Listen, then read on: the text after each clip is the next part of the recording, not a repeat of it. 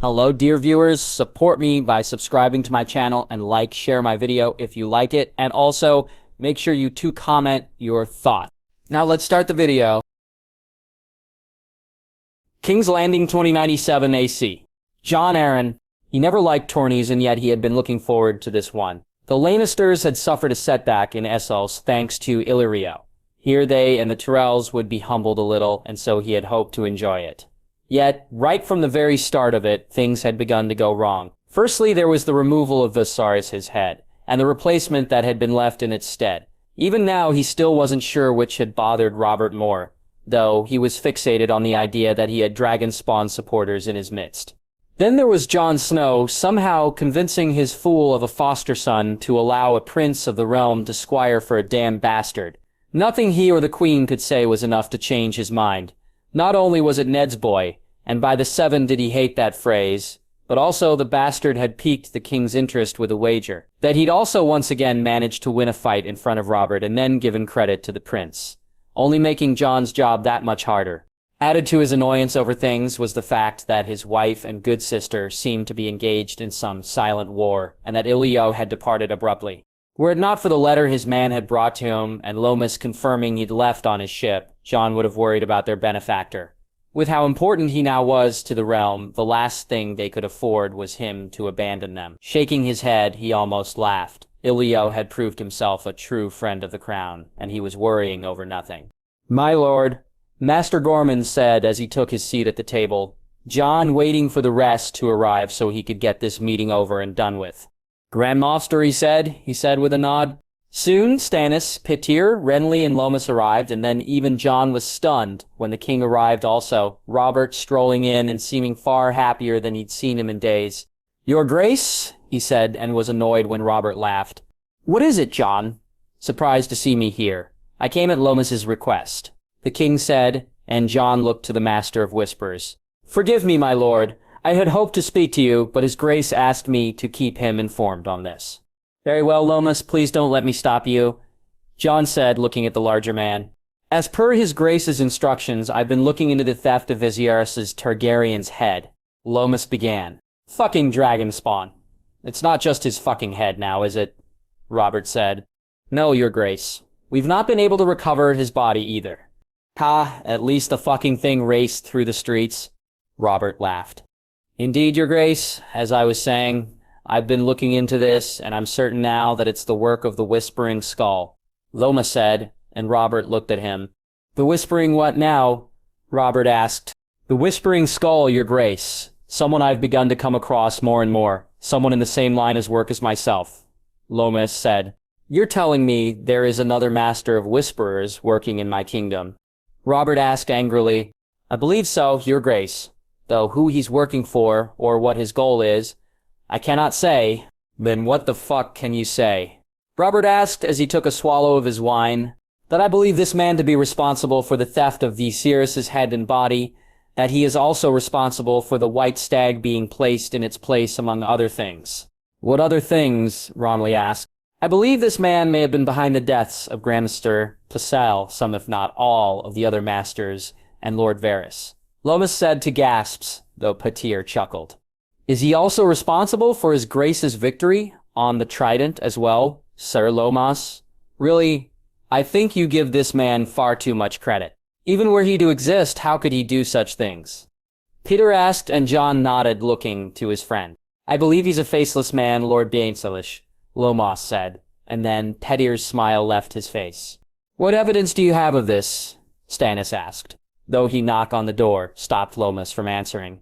"Your Grace, my lords, forgive me, Ser Jaxlin wishes to speak to you," Ser Preston said, popping his head into the room. "Tell him to wait his fucking turn," Robert said, and Jon looked on as Ser Preston moved to do so. "Your Grace, if Ser Jaxlin is willing to interrupt this meeting, then he must carry news of great import," Jon said, and reluctantly Robert nodded, and Ser Jaxley. Bywater stepped into the room and stood in front of the table. "Ser Jaxlin?" Jon asked. "Your Grace, Lord Hand, forgive my interruption. There's been an attack, Your Grace, on Lady Margaery Tyrell. A man killed one of her guards and attempted to kill Lady Margaery." Ser Jaxlin said, "Is the lady harmed, sir?" Petyr asked. "No, my lord. Apparently, Sir Jon Snow and the White Wolf arrived as the attack was occurring. Is Ned's lad hurt? Robert asked concernedly. No, your grace, he and the wolf were unharmed, though he refused me leave to question him or the lady. Lord Jaime informing me that he'd see Sir Jon to me once Lady Margaery was situated. Where is Sir Jon now? Stannis asked. He left with Lady Margaery, my lord. He and the wolf, along with his guards, escorted her back to her family. Sir Jacelyn replied, A true knight indeed. Rensley Japed receiving a glare from Robert. A lad doing a knight's duty, living up to the oath. Would there were more like him, Robert said, smiling, before he glared at Rensley once again. The man who carried out the attack, do we have any idea who he is, Sir Jacelyn? Stannis asked. No, my lord. The man himself was killed during the attack. Very well, Sir, keep us informed. Jon said, and the knight bowed and left. He found himself resisting the urge to laugh. The Tyrells had enemies other than he, it would seem, and he wondered who they were and could common ground be found. A part of him almost wishing the lady had fallen, or that Sir Jon had, or even both. And he found himself looking around the table to where Sir Lomas sat. Find out who was behind this attack. Sir Lomas, we can't have daughters of great houses attacked, especially not during his grace's tourney, Jon said, and Robert gave him a quick nod. Truth be told, he cared not about who attacked the Golden Rose, only that he'd no doubt soon be visited by the Fat Oaf demanding some sort of justice. As if the life of the attacker wasn't justice enough, he bemoaned the fact that Jon Snow was far too much a favorite of the king. If he had not been, then perhaps there was some way he could use his actions here against him. Though he knew that was a forlorn hope, the king, like his son, falling for the idea of a bastard knight. King's Landing, 2097 AC. Sansa. She and Robb, along with Grey Wind and Fang, walked to the Red Keep, Sansa worrying about what her mother may say. It had taken her mere moments the night before to disparage Jon, to blame him for wrongs that he'd not done or would ever conceive of. Running him down for his actions in the melee, in the throne room, and in the feast itself, and Sansa trying to figure out what it was her mother saw. Had that not been enough to almost ruin her night, the run-in with Lord Baelish would have. Sansa, remembering how Fang and Ghost had reacted, and how that had informed her view on the man. It didn't take long for him to reinforce that view either, doing her mother's bidding even if he diverted from it. Part of the way through. She saw easily what he was doing, and it was laughable that he thought she'd fall for it. Come to speak to her on her mother's request, and then sympathize with her and claim he felt different than she did. There was a time when she didn't understand what people were truly like, and when she couldn't see the lies in the words they spoke. The wolves could, Jon was right about that. They knew even if she did not. But her years with Margaery and Olenna and the time she spent with Willis, all had combined to give her insight, too. As they got closer, she felt herself smiling as she thought of Willis, of how he had held her hand and been there for her once again. Sansa, Robb said from beside her. What? You're smiling, he said, looking at her curiously. Wow, you really are observant, she said, rolling her eyes and giggling. I am. It's good to see. What is? She asked. You smiling, he said, and she smiled some more as they walked into the Tower of the Hand. They were no sooner inside than they saw Summer sitting forlornly in the corner, the wolf running to his brother and sister when he saw them. Brain is here, she said, and Robb looked to the guard. My brother, that's his wolf, is he here? I believe he broke his fast with Lady Lysa and Lord Robert, as well as the lady's brother, sister, and uncle, my lord, the guard said. Very well, Robb said, and they moved to go up the steps, the guard stepping forward before looking at them both. Lady Lysa doesn't wish the wolves too close to Lord Robert, my lord. The wolves are friendly, surely she'd not refuse. Sansa said, but the guard shook his head, and so they reluctantly left the wolves with Summer, though she thought the other wolf looked much happier now. They made their way up the stairs and were shown to a large door and then led inside. Sitting at the table was her mother, uncle, aunt, granduncle, and Bran, all of whom looked to them. Sansa, Robb, her mother said, frowning, and then smiling a moment later. Mother, we came to join you if you'd like. Sansa said, and her mother's smile was far truer as she bid them both sit. Aunt Lacey, Uncle Edmure, Uncle Brendan, Robb said, nodding to their relatives, and Sansa was glad he addressed them as she wasn't sure what to call their granduncle. It's good to see you, nephew. You too, niece, Edmure said. You too, uncle, Sansa said, giving him her best smile. The rest of the meal was a bit stilted, making Sansa wonder if they'd interrupted some discussion or other. She noticed how her granduncle barely spoke to her mother or her uncle and aunt, instead seeming to both be listening anytime they spoke to Bran and now talking to Robb. Bran, on the other hand, was speaking animatedly, telling her as well as the others about his duties as a squire and how much he was enjoying it. It was Lysa who left first, and she was followed by Edmure, leaving Bran and her granduncle to stay with her, Robb and her mother. Looking to her granduncle once more.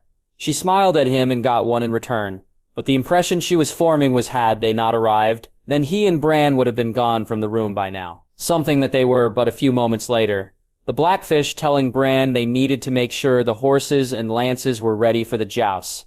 "I'll see you later, Sansa," Bran said as he walked over to her. Sansa giving him a hug before he left. "Aye, later, little brother," she whispered before he went and said his goodbyes to Robb and their mother. Once they were gone, there was silence for a bit, as the servants cleared the table before their mother brought them to sit with her near the window. How they were going to start this was something neither she and Robb had discussed, and she began to think that perhaps her mother wouldn't even bring Jon up. She was wrong about that, and almost as soon as they were sitting down together, she did, among other things, which soon had her annoyed. "I'm sorry about last night, Sansa, about upsetting you, but you must know the truth. I'm your mother. My job is to protect you." "I know, Mother, last night I was just not ready to hear it," she said, and saw her mother look to her in surprise. "Hear what?" Robb said, and Sansa had to admire his mummery. Had she not known better, she'd have thought they'd not even spoken such, was how he now looked at their mother. "About Jon," Sansa said sadly. "I know you care for your half-brother, Sansa, you too, Robb, but you're not privy to the same things I am. You don't see or hear what I hear about him. Joe's been good to us, Mother," Robb said with half a sigh, and Sansa saw her mother's eyes light up. "He has, but have you ever truly asked the reason why Robb you too, Sansa? Look beyond what you think is the reason. Have you ever asked yourselves why?" "Because he's our brother, Mother," Sansa said with far less surety than she truly felt. "Is that the only reason? Look at the melee, Robb. Where was he when you were being attacked?" "Nowhere," Robb said, shaking his head. "Exactly. He was more concerned with himself. More concerned with his own glory, even if it meant you had to fall. That's what I've been trying to show you both, his claim to care for you. It's an act. Rather last night, he questioned me. About you and Lord Balej. What we spoke of and where I'd gone, it was most strange, Mother," Sansa said, and her mother nodded. "That's exactly what I worried about. He's trying to find out things to use against us, against you both." "But why, Mother? He'd not be able to take Winterfell. How could he?" Robb said, and Sansa almost grimaced, thinking her brother had gone too far too soon. "Would he not, with the prince's ear? Would he not?" "The prince's ear?" she asked, with a look of confusion on her face, not hearing her mother use this reasoning before. "Prince Tommen is his squire now, Sansa. What if he becomes as friendly with him as he does with everyone else? Uses him to rise as he has the Lannisters and the Tyrells," her mother said, shaking her head. I don't know," she said, looking to the ground. "With the support of a prince, he could have him back him over Robb for Winterfell. With the Tyrells and Lannisters also, even with the Manderleys, Robb," her mother said, looking to her brother. "Lord Wyman would never, and to marry his daughter," Mother Robb said determinedly. Perhaps that's been the plan, all the while Lord Wyman gets you for a good sen, even though you deserve a more suitable bride, someone more suiting your station." "Winnie Rid is a suitable bride, Mother. She's most suitable," Robb said, looking to her, and she knew she had to intervene before her brother lost his composure. Though it surprised her that their mother couldn't see it, "I think what Mother means is that, as Warden of the North, your options were higher even than Lady Winifred, Robb, not to disparage the lady herself," she said, and saw her mother nod and smile at her, something which annoyed her immensely. "That's exactly what I meant, Sansa. The princess, or Lady Marjorie, a lady of a great house, is more suitable to the Lord of Winterfell than a bannerman's daughter. That was why your father and I were wed," her mother said proudly, and Sansa had to look away, now knowing the real reason for their wedding. "What are we to do then, Mother? If what you say is true, and I fear it may be, what are we to do about it?" Rosid shrugging, "Nothing. Leave it to me, I'll see the bastard brought to task," her mother said gleefully. "Mother," Sansa admonished. "I'm sorry, Sansa. I know how you think you feel about him, but you need to understand. He's not your blood, not truly, and he doesn't feel the same about you as he's tricked you into feeling about him. her mother said, and Sansa looked to Robb, as this time it was her on the verge of losing her composure. Tricked us? Robb asked. To further his own ends, he's made you think he cares, and you, being the true and good children that you are, you have in turn cared for him, but it's a lie, Robb. Sansa, it's a lie, you must believe me, her mother pleaded. What will you do?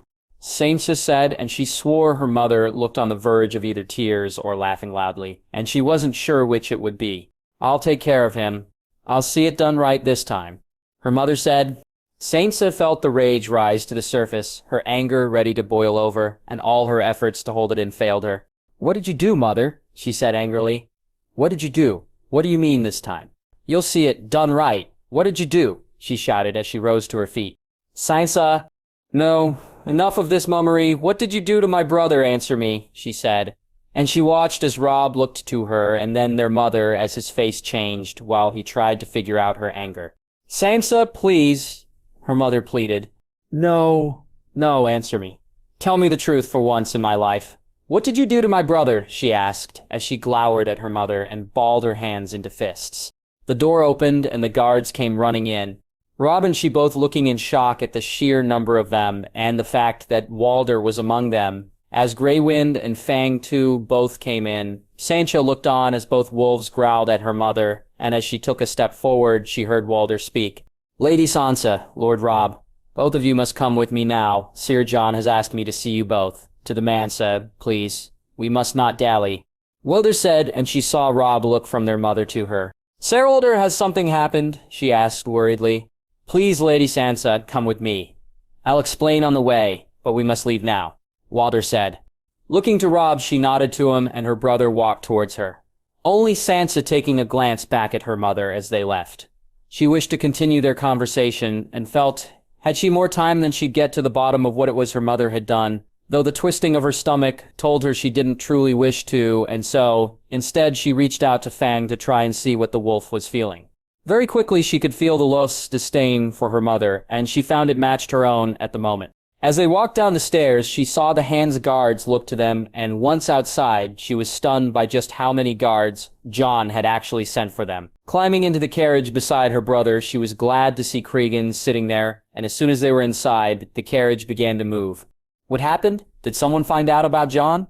She asked, and Cregan shook his head. No, a man attacked Margaery. She's unharmed.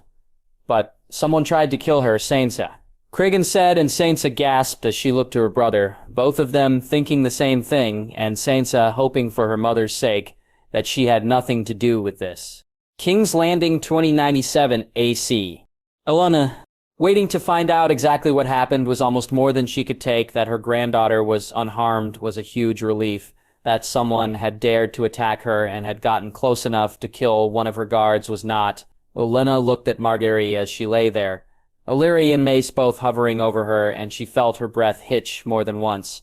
When the door opened, she saw Loras rush in and almost push his mother and father out of the way.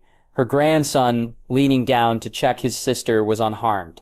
He then looked around the room to see where Jon was, and looked to her confused, only for Jon to walk in a moment later. Loras then looking at Jon and seeming to check that he too was unharmed before he relaxed. Jon signaled to them to follow him, and she, Wellis, and Loras all walked from the room and into the one next to it. Her room, and she was glad of that as she sat down at her own desk. Wellis and Loras both taking a seat, though Jon did not, instead pacing for a bit before he leaned against the wall and closed his eyes. Olenna watched as he seemed to breathe deeply before he opened them and looked to them all. Forgive me, Olenna, I find my temper is frayed, and it would do no one any good for me to lose it suddenly. Jon said, and she almost smiled at him for that he cared so much for Margaery that he was still now on the verge of losing control. It's quite all right, Jon, please sit, she said, and he did, and she looked on as well as gave him a glass of water, which he drained down in one go. According to the guards, Olenna, Margaery decided to come and visit me at the Mansia as she wished me to accompany her when she visited the orphanages later. Given that both Mansias are close to each other, she decided to walk, and along the way she stopped to give some coppers to some children, at which point a man stole her purse, and the two guards chased after him, leaving her with Sam. Jon said, and she could see he was on the verge of losing his temper once again, something she too was close to. They left her alone with one guard? Willis asked. They did, Willis. From that point until I arrived, I can only hazard a guess as to what happened. I assume the man killed Sam, and when I saw them, he had his sword raised, ready to bring down on. Olenna nodded to Wellis, who filled another glass, and she watched as Jon shook his head before he looked to her. How did you know, Jon? What reason did you have to suspect something was amiss? Willis asked when Jon seemed ready to speak. I don't know, Wellis. Myself and Lord Jaime had been sparring and we were discussing the events of the melee, and I felt ghost in my head. I felt danger and I ran and just came upon them. Jon said, Accidentally? You came upon them accidentally? Willis asked, and she was glad her grandson was calm enough to ask questions, as she was finding herself not. No, I was directed there, Wellis. It's hard to explain. I felt ghosts telling me there was danger, and though I didn't know where I was going, I didn't run randomly. The man who attacked Margaery, Jon, what happened when you got there? Loras asked. I saw him, and I knew I was too far away, that I wouldn't make it, that Ghost wouldn't make it. I had to do something, anything, and so I wurged him. Jon said, and Olenna found herself looking to him. Like with the mountain? Loras said, and she looked to her grandson in shock. He had known that Jon could do something like this, that he could warg into a person. No, this was more deliberate, more controlled. Jon said, and Loras nodded. I warged in and stopped the sword, stopped it from falling, and then ghosted the rest. The rest? She asked. He suffered, Olenna. Trust me, he suffered. Who is he, Jon, and why did he target my granddaughter?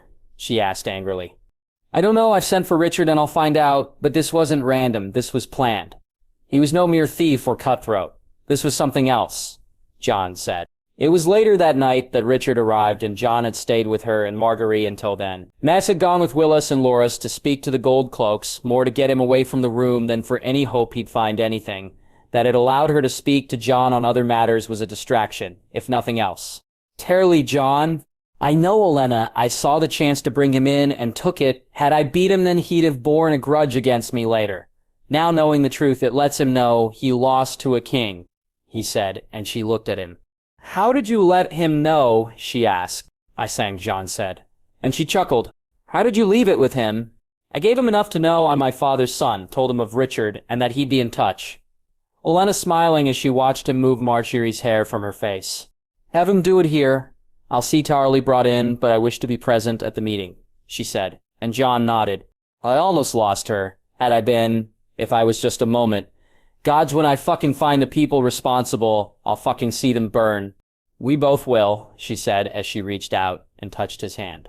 They sat there and watched as Margaery slept, Illyri coming in with some tea, which she was surprised Jon drank, all three of them sitting silently and just looking at the bed. When Richard came by, Margaery still hadn't awoke, and so she, Jon, and Sarator walked to her solar to speak to him, Willis soon joining them while Loras went to Margaery's room.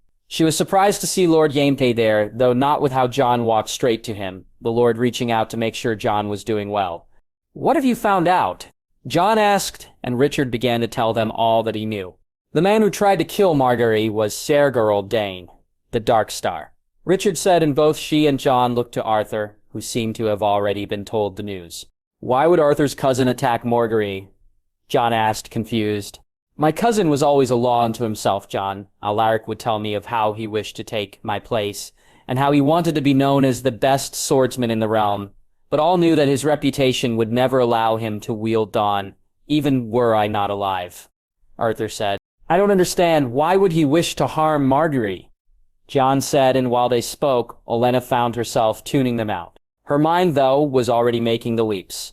Margaery and Jon were married. She was in all but name his queen and would be once he took the crown. Durin, like she did, wished his blood on the throne, and a Dornishman had tried to kill her granddaughter.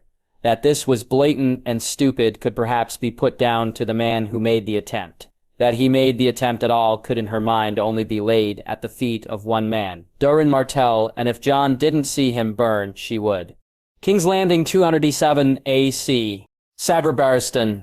He walked from White Sword Tower to collect the prince and to make ready for the day ahead, not knowing what kind of a day it would be. The joust was now starting under a cloud, and Barristan was unsure if his king would compete at all. That someone had attacked Lady Margaery in the city stunned him, as did finding out who it was, though seeing the body and what had been done to it had not. Barristan knew some of Jon's and the Stark's connection with the wolves. While he didn't understand warging fully, it had been explained to him, knowing that and that Jon had arrived as the attack was taking place. When he and Arthur had looked at the body, he had known that the wolf was acting on its owner's regard. Walking into Madgar's holdfast, he made his way to the royal apartments and saw Ser Richard, Ser Preston, Ser Mandon, and Ser Justin waiting for each of their chargers.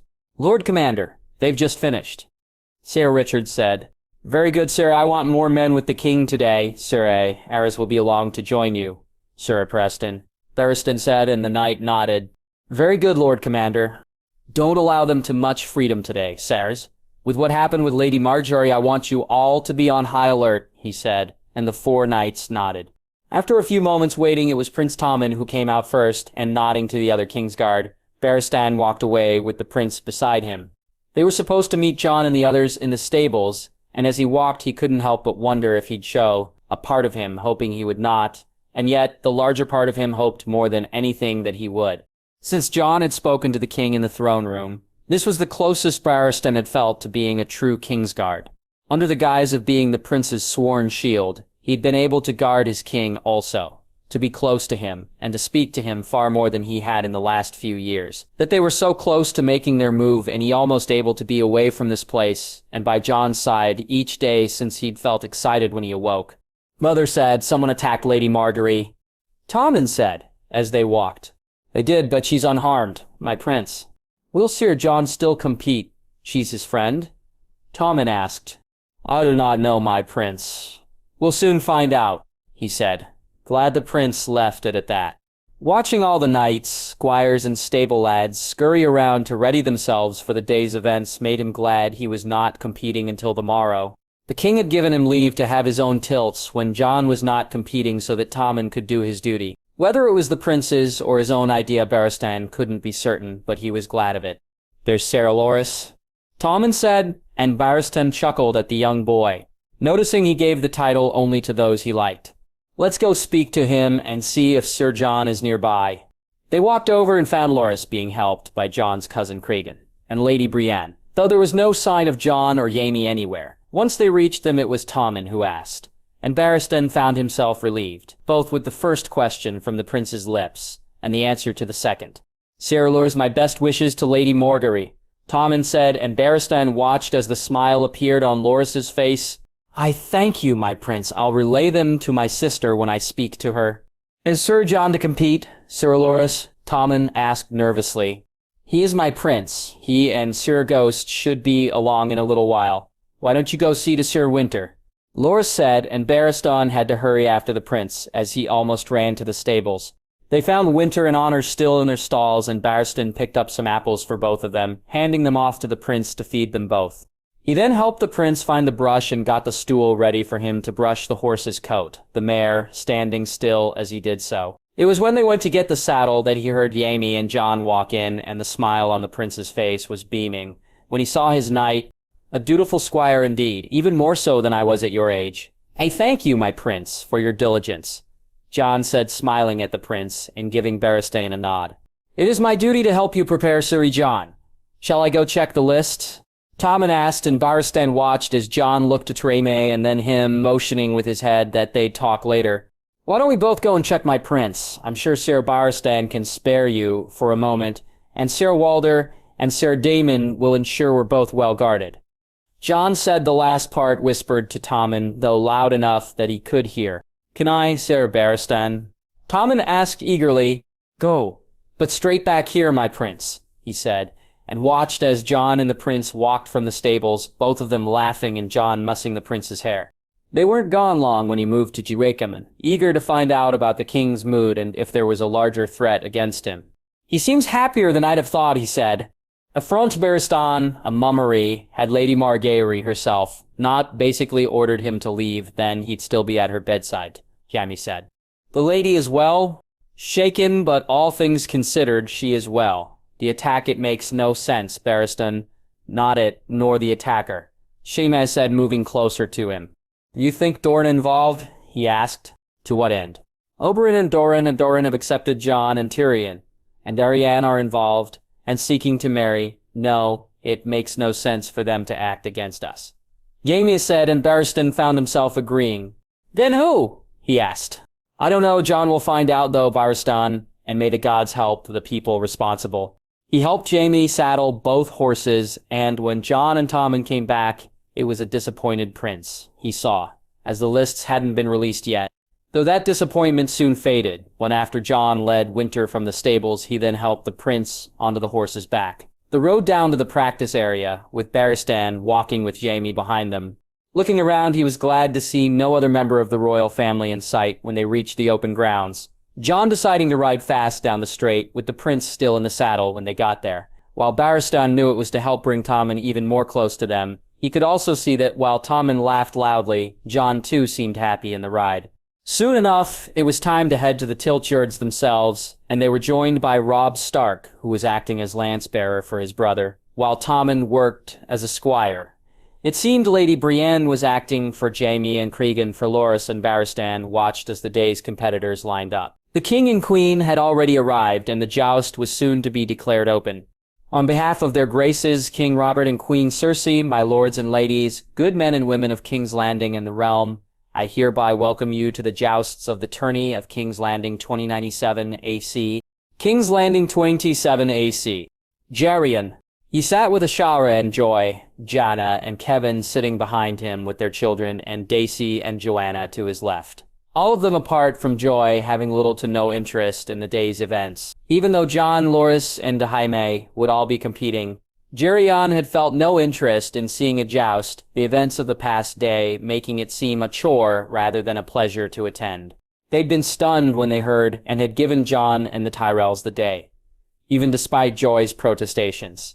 Only going to the Tyrell manse that morning to both show their support, and so Joy could see that Marguerite truly was unharmed. The night before, they'd sat around the table, Jaime and Daisy, and he and Ashara, even Kevin and Jenna joining them as they discussed it. None of them able to understand why someone would attack Marguerite so publicly, and even less sure of what the reason for the attack would be. When they had arrived at the Tyrell manse, Joy had almost dragged him to Marguerite's room, and he'd stood watching as his daughter had hugged first Marguerite and then Jon. She'd then looked over every inch of the girl, making sure that she was unhurt, and only once she was sure had not been had she relaxed. He'd been surprised to see Marguerite seem so unperturbed by the attack, though she was clearly holding some of it inside. I don't think she or Olenna are coming, Ashar whispered as the riders lined up to be introduced. No, it seems not. Lord Mace and Lady Atterley have come, as has her brother, he said, nodding to where the Lord of Highgarden sat. Aye, how is she? She whispered as Joy stared out at the riders, her eyes going to Jon and smiling when she saw him. Relieved, he said, and she nodded. Like with most jousts, the first few were boring, and the competition only raised any interest in them when those they cared about took part. That Loras and Jon were both competing so soon after the attack, adding in more worry than their opponents would give them. So when Loras was the first of them to ride out, Jarion and Joy moved to the edge of their seats, and up in the stands, he felt the Tyrells were doing likewise. Not that any of their concern was needed, as Loras unhorsed his opponent on the second tilt. Jaime, when he rode, managing to do it in a single tilt, and the day soon went into a routine. Jon, they'd learned, was not riding until after lunch. They ate nearby, having decided not to leave the field like some others. Jaime and Ashara making a picnic of it. Loras and Cregan and Jaime and Brienne soon joined them, though Jon and Robb did not, and Jarion found himself worrying a little about Jon's focus in the upcoming joust. Jon not coming, Papa, Joy said, and it was Jaime who answered. He's eating with Winter, Joy, making sure he's ready for the tilt. Jaime said, and Jarion was happy that Joy seemed to accept this. The meal was far more fun than he had thought it would be, the boys and girls all laughing together, Tien and Willem speaking of the duels on the morrow, and Joy annoying them both by picking Martin as the winner. Even Loras seemed to be far more relaxed than he had been earlier that morning. After eating, they made their way back, and soon it came time for Jon to tilt. Joy looking to him when Winter came into view. Did you place my wager, Papa? Joy asked, and he chuckled. I did, though I got bad odds, he said. And Joy just smirked. The coin wasn't the prize for his daughter. It was backing Jon that she cared about it. He looked to see the prince standing with Robb, both of them holding the lance as they gave it to Jon, and then the ride began, and the hit was as perfect as he'd ever seen.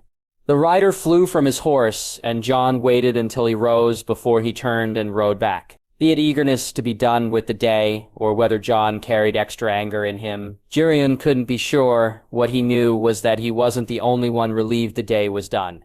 King's Landing 297 AC. Jaehaerys Targaryen. While he was glad she'd slept, Jae also wished she'd wake and tell him that she was feeling well, that she wasn't thinking of the attack and what she'd seen. Each movement she made on the bed making him think she was seeing that man's face, and each sharp breath she took making him wish to reach out to her. He and Olenna had eaten in the room with her, only leaving to speak to Richard or to use the privy. When Sansa and Robb had arrived, he'd hugged his sister tight and then his brother also, telling them both that Margaery was unharmed and allowing his sister time with her friend. Robb told him a little of the run-in they'd had with Lady Catelyn, though he gave him no details and Jack could sense his brother's upset. Sansa's was harder to find, though that may have been because of worry for Margaery. Reluctantly, Sansa left to eat and then came back to say her goodnights.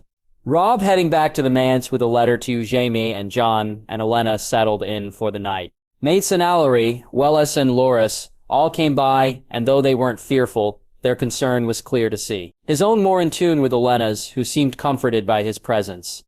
"Jon," he heard Margaery say, and looked to see her sitting up, Olenna having drifted off just like he had done. "Marge, I'm here," he said, moving to the bed, feeling her wrap her arms around him. "Oh, Jon," she said softly as he held her. "It's over, Marge. He's gone and can't harm you," he said, and felt her nod against his shoulder. Moving back a little, he looked into her eyes and kissed her, feeling her kiss him even harder. They heard the cough, and he turned to see Olenna awake and looking at them. "Grandmother," Margaery said, and he moved from her so she could be embraced by Olenna. After a few moments of silence that was broken by Margaery's stomach rumbling, James got up and went to grab her some food.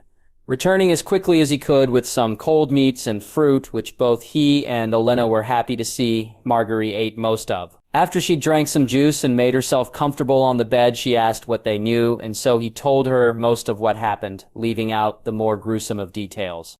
"Why me?" she asked.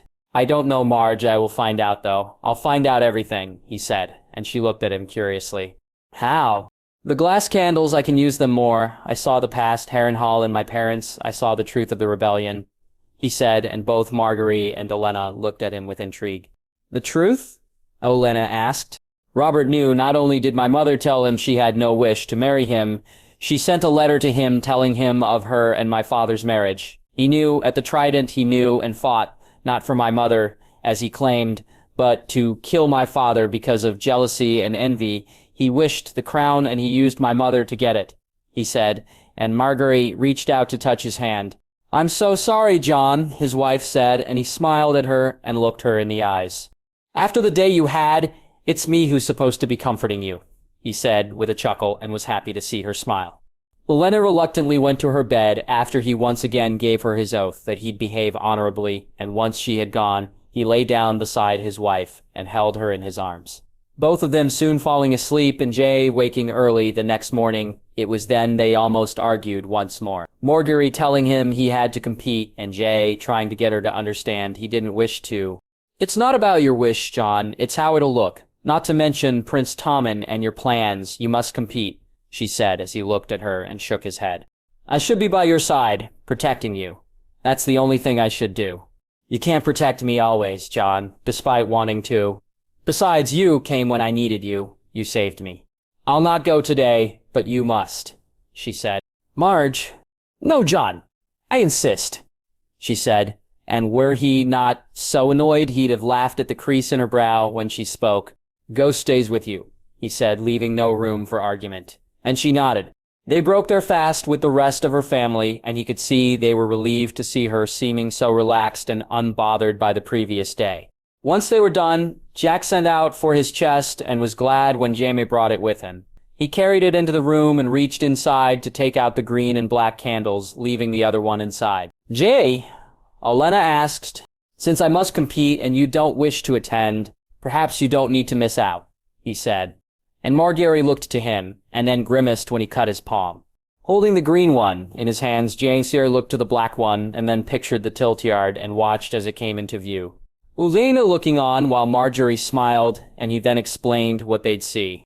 "You can watch with this. It'll work until I use the green one again," he said, and Olenna smirked. You can use them that easily? She asked. To see the present eye, the past is a different matter, and I've not been able to see the future yet. The future? Olenna asked curiously. I've seen some, Margaery has too, but I've not been able to will it, yet. I can't control it, he said, and Olenna looked to Margaery. As he was getting ready to leave, she came to him with a small box in her hand, and he shook his head, Margaery looking at him confusedly. Is that my present? He asked, and she nodded. Perhaps it's for the best if I collect it later. You don't wish it now? She asked, her voice a little hurt. More than anything in the world, my love, but later would be for the best. That way I can fully thank you, he said, and moved in to kiss her softly. The kiss being all too brief. Very well, I can accept that, she said with a smirk before wishing him luck for the day ahead. He found spending time with the prince to be far more enjoyable than he had hoped. Tom proving himself an excellent squire, and he hoped not only to keep him on, but once the truth outed that the lad would accept it and stay with him regardless. The tilt itself wasn't a problem, and if anything it was more of an inconvenience. The truth being that he'd much prefer to be elsewhere. After stabling Winter and reaching out to Ghost to find him laying on Margaery's floor, G.A. walked with Sir Barristan and Prince Tommen and his own guards back to the Red Keep. He did his best to keep the prince amused, laughing and japing, telling him little stories, and by the time they reached it, he knew he'd made an even bigger friend of the boy. It was as he was walking back he saw her, and he knew that he'd not be able to dodge out of her way, Lady Catelyn seeming to focus directly on him as she walked with her guards. Lady Catelyn, he said with a nod as he tried to pass her. You think you have it all in hand, don't you? Not content with surrounding yourself with your betters, you seem to think that no one can see your true nature. Lady Catelyn said, and for the briefest moment he was about to walk away, and then he stopped and looked her in the eye. And pray tell me, Lady Catelyn, what my true nature is. You are a bastard born of lust and deceit, and lust and deceit is all you know. You wish what isn't yours, and while you may have hoodwinked all these others, I'm onto you, bastard, she said, looking at him. Are you indeed? What a clever woman you must be, Lady Catelyn. Why, in all your focus on me, you've proved it time and time again after all, he said with a smirk. What do you mean by that? She asked angrily. Why is it if I'm who you think me to be, that you in your cleverness, would you not have been able to stop me? To see me brought low? To remind me of my station? Yet as I've risen, it's you who've fallen, you who've been set aside and whose position is not what it once was, he said, and made to move on. How dare you, she said, moving to him, and then stopping. When Arthur and Walder moved a step forward, I dare because I can, my lady, because it's my nature, after all, he said with a chuckle, and then ducked as the slap came. Having seen me in the yard, do you really think you'll be the one I let get a hit on me? Mark my words, my lady, and mark them well, the days when I cowered to a fish are long gone, he said. Bastard, she shouted, and he looked at her and smirked before she shouted again. You'll not get Winterfell, I'll see you dead first. You really lack imagination, my lady. Why would I wish for Winterfell? I have no quarrels with my brothers or sisters. They were not the ones who saw me as less than them. No, my lady, that was you, and so why would I seek to punish them? He said, looking to her and enjoying the gulp she gave. What do you mean? Your family is in a position... It doesn't deserve, my lady. Your father broke an oath that had stood for over 200 years. Family duty and honor you claim, and yet your house cares not for any of them, not truly, words in the wind. My lady, words in the wind. That's what House Tully truly stands for, and just like words in the wind, your house too will soon be forgotten. Jack said as he walked away, leaving her fuming behind him. He began to whistle. 127 AC, Rosie X. Leading him had been hard, especially with where he was going, and she felt some fear for him because of it. But she had no choice. She could feel the calls could lead on, and so they both took flight and headed south. She knew these lands from flying over them with Jay, and though they kept mainly to the coast so they could feed, it felt good to be flying over them once again. The whale they found near the arbor had fed them both, and as they flew over Dorne, she was glad of it. While there was food to be had in the deserts, it was not plentiful, and as much as Lycaron wished to fly where it was, Rhaenix couldn't risk it. Starfall and Sandstone, Hellholt, Vaith, Lemonswood, and finally Sunspear. Rhaenix had learned the keeps in Dorne when she was still a girl, when she was Rhaenys only, and not as she was now. Though the line between what she had once been and what she now was could be hard to determine at times. Even for herself, it became a question day by day. Was she a girl, a dragon, or both? Sometimes she felt more one than the other, and some days she wasn't quite sure. What she knew was that she was a sister, and Jay was her little brother, just as Rhaegar was, though she felt him differently than she did her other little brother. "We're going the wrong way," Rhaegar said, when they passed by Sunspear and out onto the water. "This is where we've to go," she said, and could feel his frustration. Rhaegar, having felt the presence of his rider below them, they found seals near the stepstones, and ate their fill before landing and taking their rest on an empty island, the high mountain opening into a valley below. She slept that night and waited for James to come and was thankful when he did, more so that it was her he came to and not her as the dragon. They found themselves strolling through Summerhall, and as she looked around, she felt it more keenly than ever. "We almost lost Father here. Had he fallen then, we'd never have been born," she said sadly. "We were meant to be Rhaegar. I was shown that I was always to be born, and we're bonded, are we not?" Jane said, making her smile. "We are," she said as they sat down and looked up at the stars. The harp played in the background, a haunting melody, and she, for the briefest moment, saw him sitting there, though when Jay turned, he was gone. That he heard it was enough for her, though, and that they'd shared it together. Sometimes it would be only her, and she liked these times far better. "You heard?" she asked, and he nodded. "I heard Father used to come here alone and play under these very stars." Jade said, and Rhaenys settled close to him and felt her brother's arm wrap around her shoulder. When she woke, it was to her other little brother, and he was being his usual annoying self. Lotheron was hungry once more, and eager to both feed and to be on his way, while Rogenix wished to wake up first and shake the previous night from her thoughts. Taking to the skies, she looked down to see the ships and their crews, pirates, and worse roamed these seashores, and for a moment she felt like giving them the fire. But they were not why they were here, and so they flew on. They ate more seals, and she laughed as Rhaegar complained of their taste. And then they headed south as she felt the call grow stronger. They flew high over lights, and she wondered what they looked like to those below, hearing Rhaegar snort when she pictured them being seen as nothing more than birds. When they saw the 14 flames, she felt it deep in her heart. Home, this was home. "We must rest. There," Rhaenys said, and Rhaegar agreed, the caves high away from the smoking sea beneath them. "Tomorrow?" he asked eagerly. "Tomorrow," she said as they landed and took their sleep. Jay didn't come that night, and so Rhaenys walked alone, down dark corridors and with no noise being made. She looked through doorway after doorway and found herself alone and scared. She'd been here before when she was young, and she hated it still. Here at night, most of all. The Red Keep was different when darkness fell, and as a girl, she'd far preferred to be on Dragonstone. As she moved, she heard him in the distance, and she was glad she woke up when she did. Being alone was bad enough. Being alone with him was far worse, and she could never wish her grandfather away like she could, the other ghosts of her past. Food was scarcer here than even the desert, and she knew they couldn't trust the sea or what they may find, so onward they flew until the city came into view. "Is that it?" Rhaegar asked. "It is Valyria," she said as they flew between the towers like the dragons of old. King's Landing 2097 AC. Jaehaerys Targaryen. Seeing Margaery sitting in the crowd was something that he was both relieved and very proud of. That she'd been able to even stand to be out a day after the attack was something which showed, not that he hadn't already known, just how strong-willed she was. Jack smiled up at her and was glad to see that she nodded and smiled back, and were it not for Joy beside him, then he'd have probably spent the rest of the morning just looking to his wife. "Willem is up, Jon," Jai said, and he turned to look as Willem faced a squire from House Royce. "What do you think, Joy?" "Will Willem win?" he asked, and tried not to smirk when she placed her hand on her chin and looked carefully at the two boys. "Aye," she said, and he nodded, and watched as the fight began. When he did, though, it was far closer than it should have been. Willem taking the match 5-4 when he really shouldn't have given up more than 2 points. Tukin had been beaten, and Jade had seen the similarities in how both boys fought, making a note to speak to them afterward and point them in the right direction. Something he didn't need to do with Martin and Walder. Both boys were far more diligent, and Martin was far ahead of the rest of the completion, other than perhaps Ned Dane.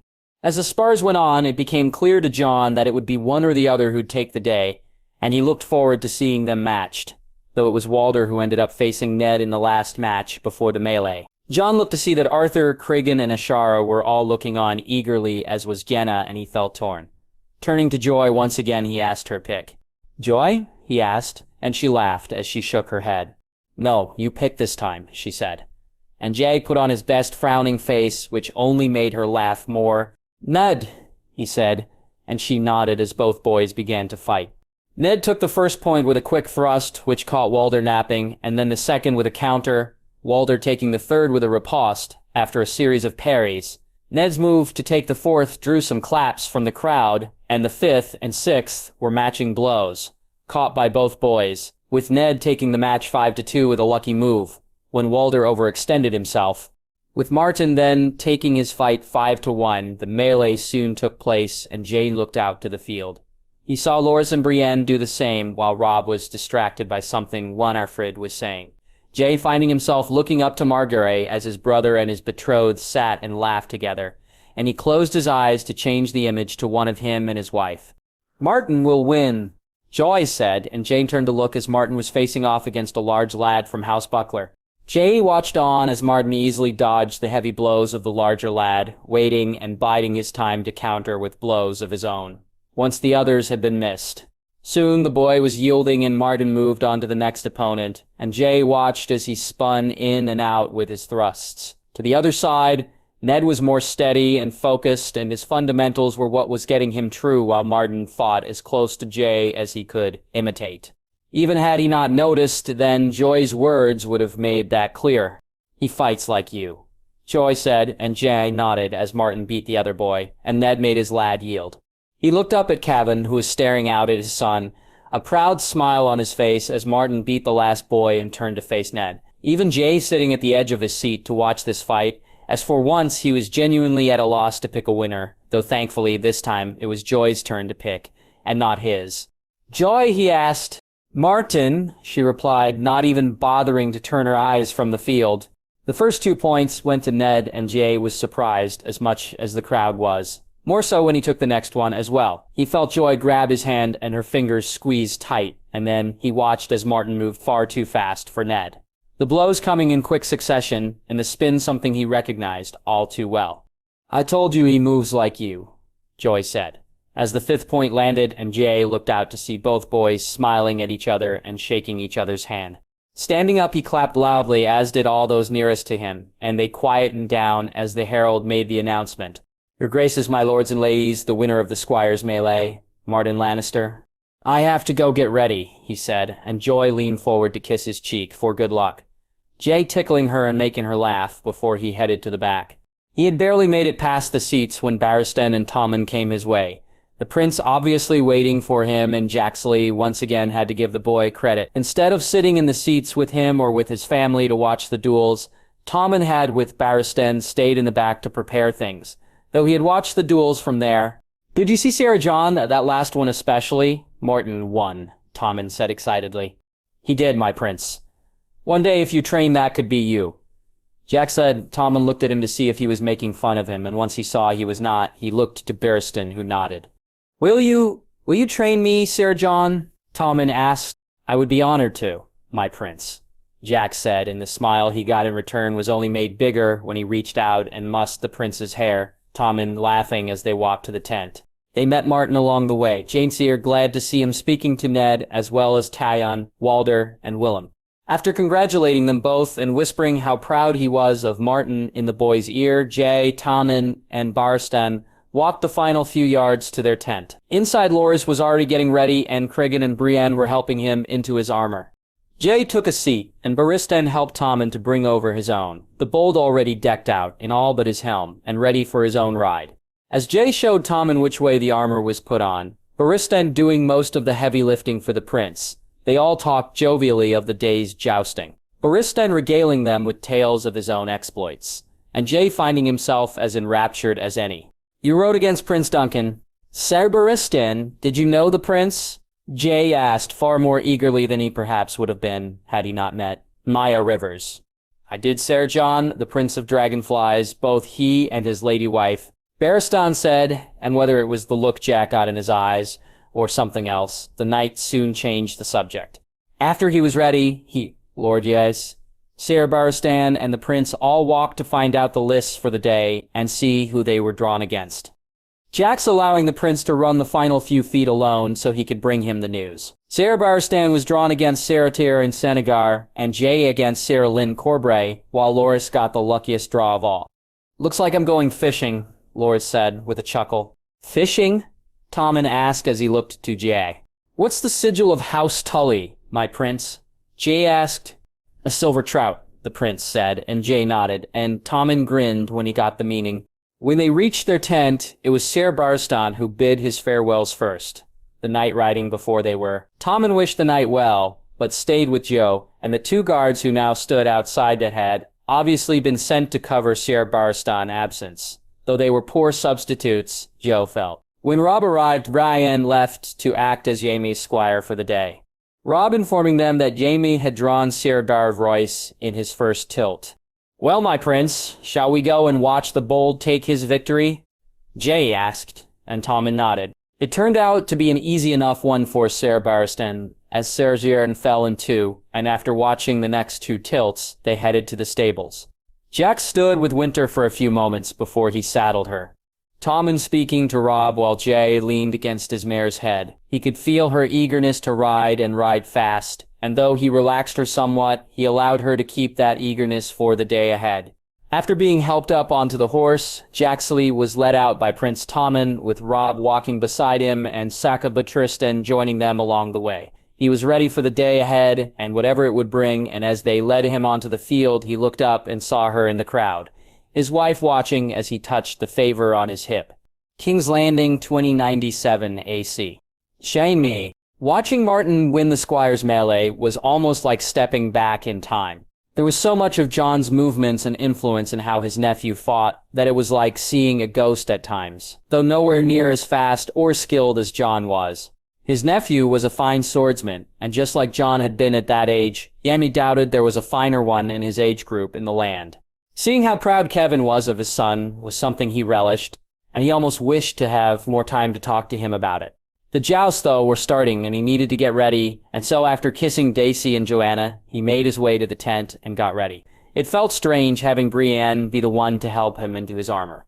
Years of having it be Loras and Jon seeming now to be over, and while he was proud they'd grown up, he felt he missed them a little too. "You've been drawn against Saratyr Royce, my lord," Brienne said, when his last piece of armor had been tied.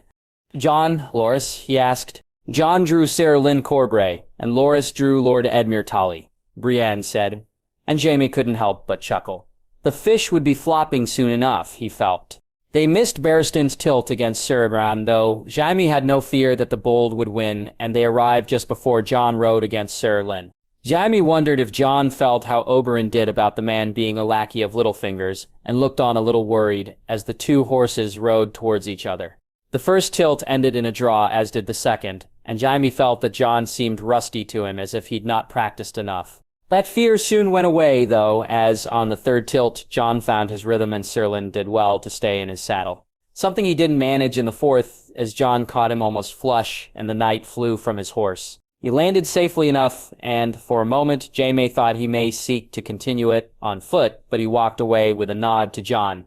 "Lord Tully, my lord," Brienne whispered as Robb and Tommen led Winter from the field. Jaime looked to Jon, who was speaking to the prince, and then as Edmure passed him by, Robb nodded to his uncle, and Jon ignored him as he continued to talk to the prince. Much to Edmure's annoyance, Jon only looked up when Loras rode towards him with Cragen by his side, and then he jumped from Winter and walked over and said something to Loras.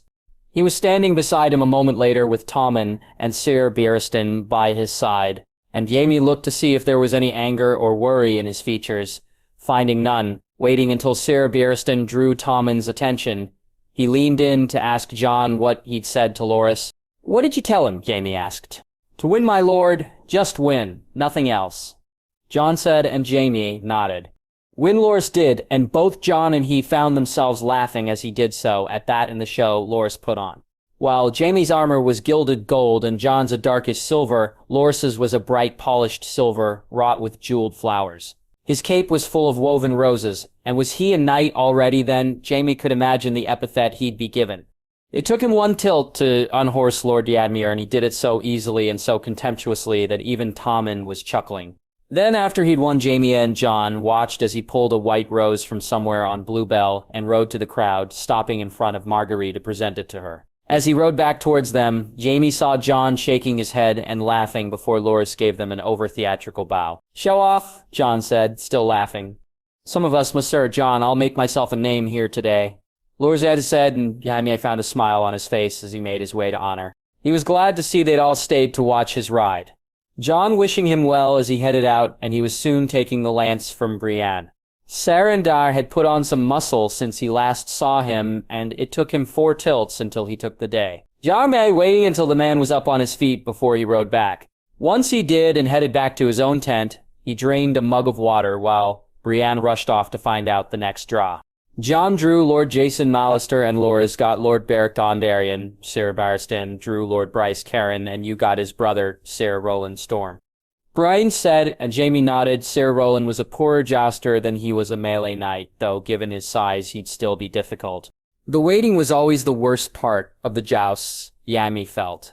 The rides themselves were full of excitement and energy, but waiting in the tent until it was your turn was dull. Time seemed to stretch on and never end, and you were alone with your thoughts. Even were you in company, some sought to relieve the boredom with drink or food, though he never liked to ride on a full stomach, while others slept. Jaime, though, just sat and waited, and he could tell it was beginning to annoy Brienne that he was so quiet.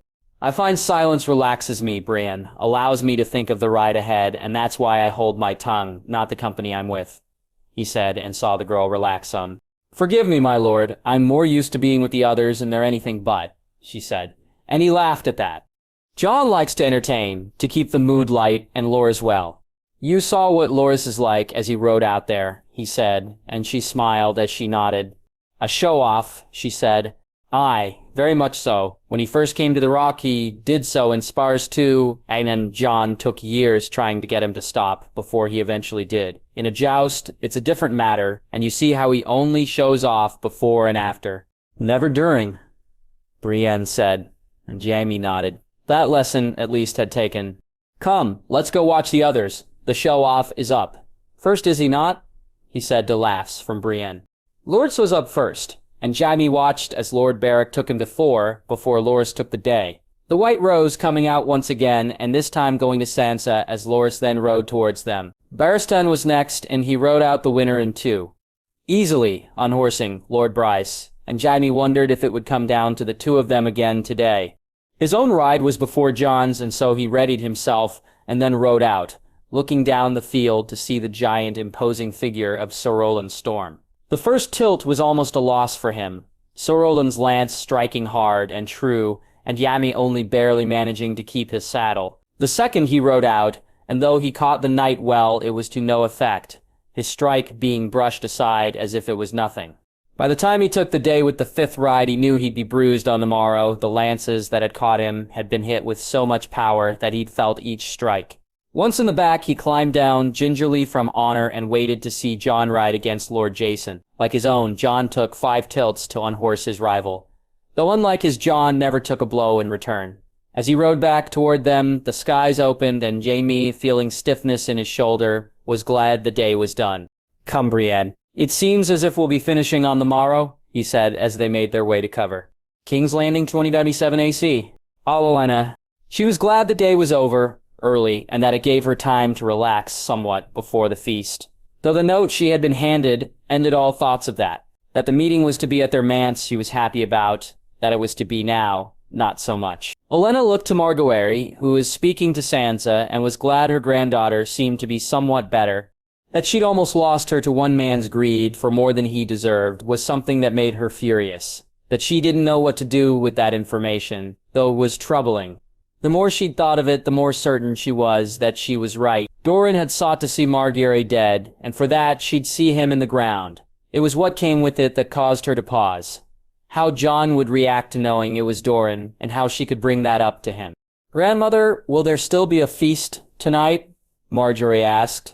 "I'm sure there will. You know how much the king likes feasts," she said with a snort. "Must we attend?"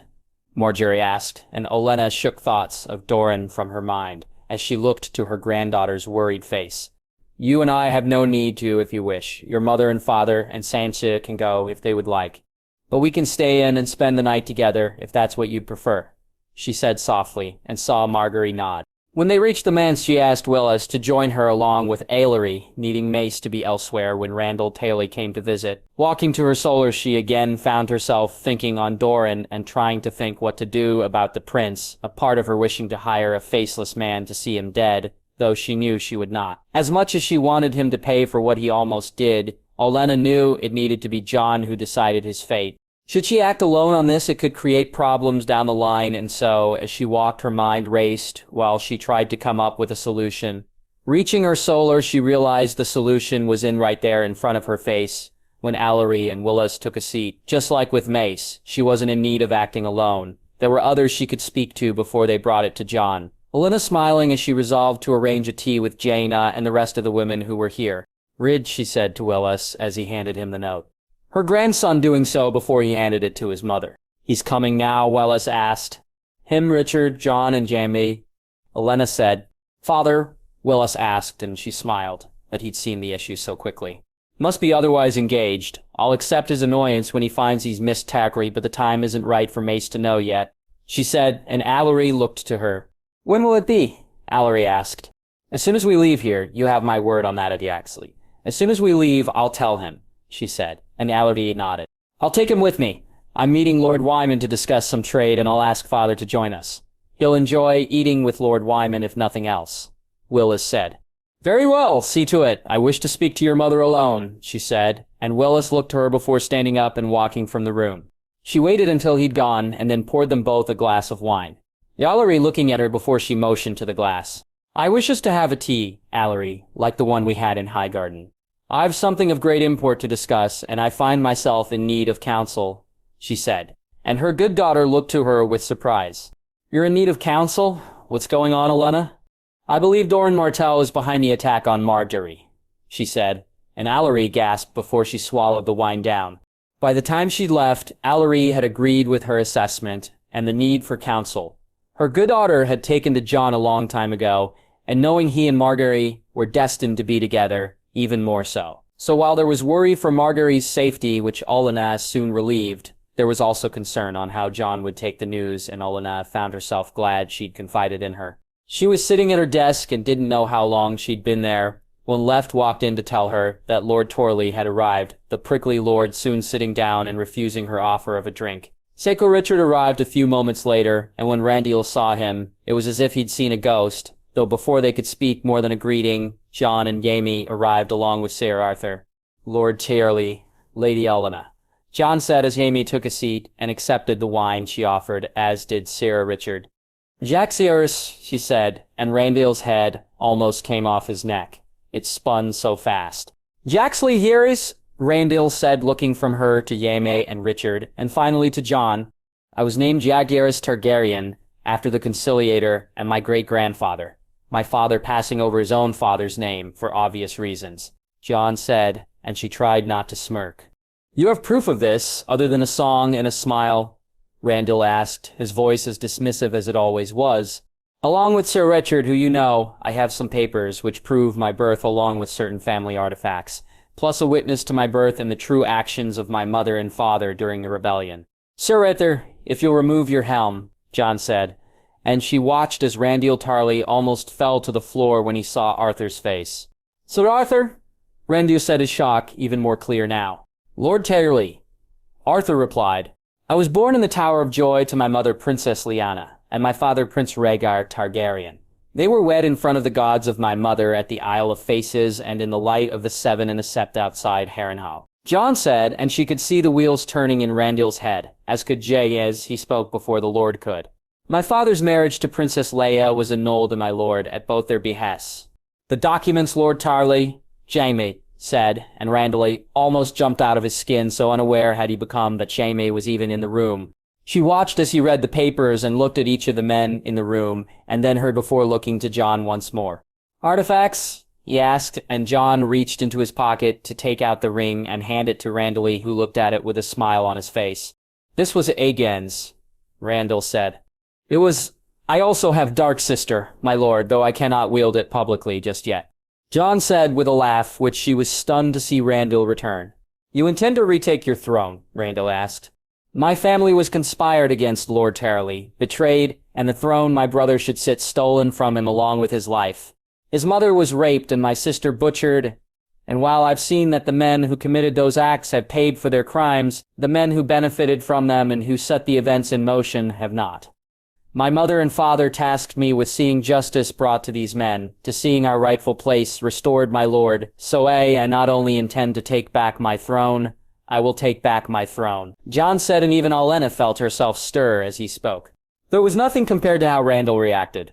Olenna looked on, shocked, as the proud lord of Hornhill stood up and then took a knee, looking to Jon in a way she'd never seen him look at anyone before. There was reverence and something else in his eyes, and she couldn't quite make out what until he spoke. I served your father, my king, served him, and wished nothing more than to see him crowned.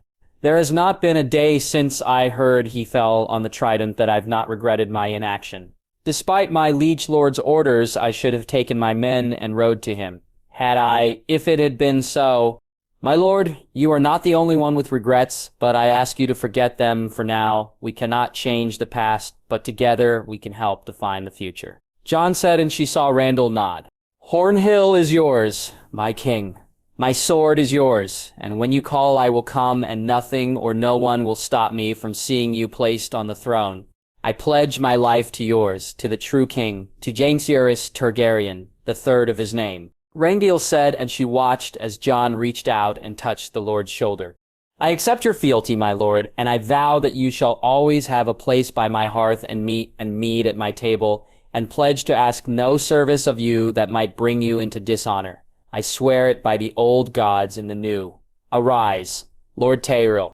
They talked then of the allies that Jon had already collected, and while he made no mention of the dragons, when Randyll heard that the West, North, Reach, and Dorne were pledged to him, Olenna saw the man smile, and for once she didn't begrudge it. When they left, she felt a sense of relief, not that she had any doubt that Randy would kneel to Jon, more that it would change his opinion of her and her house. As she went to bed that night, though she found her thoughts had turned to Dorne and to Dorne once more.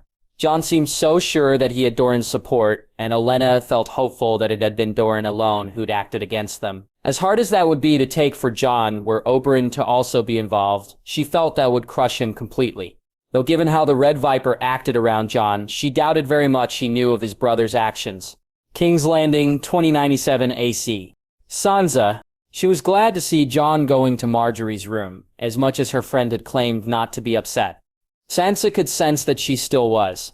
Even at the jousts earlier that day, there had been times when a sudden noise or a shout from behind her would lead to a jump from Margaery. While she'd helped as best as she was able to, she had known it wasn't her comfort that Margaery sought, and so when Jon knocked at the door, she was glad to leave them alone. For Sansa, it also gave her time to process the other thing, which had been on her mind for the past couple of days. She knew her mother had not played a role in Margaery's attack, and that her mind had gone there made her feel somewhat ashamed of herself. Yet she had needed to hear from others about the man that had attacked Margaery just to be sure. Once she did, and once her concern over Margaery's condition had lessened, her mind went to far darker places. Sitting down on her bed, she looked to Fang, who was laying on the floor, and she thought back to the last time she'd seen her mother before coming to King's Landing. Closing her eyes, she tried to think back to what Fang had seen, and she soon remembered not only that, but what the wolf had heard. Jumping from her bed, she began to pace angrily around the room, the questions in her head demanding answers, and she wondered who would give them to her. She had wished the wolves dead, just like Jon. She'd see them dead, just like him. I'll take care of him. I'll see it done right this time. See what done right? Take care of him. How? Sansa thought as she paced. Jon had been attacked in the Riverlands when they'd traveled, her mother not wishing her to go to Highgarden, but to the Riverlands. Why? Why didn't she wish her to go to Highgarden? Surely that would be the best thing for her, wouldn't it? Sansa felt her mind move in 1,000 directions all at once.